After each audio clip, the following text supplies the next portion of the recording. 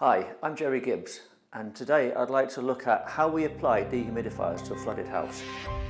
So I've got a very low volume tent, but we understand that we dry using air changing, so the quicker we can get air to exchange inside the tent, the quicker we could dry.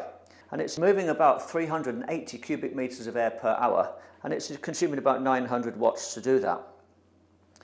So I've got two ducts coming from my tent, and I've got one air outlet on my dehumidifier. So I'm going to put a manifold on there, a 3-port manifold, and if I put a blank onto the third port, all I need to do is add the duct in.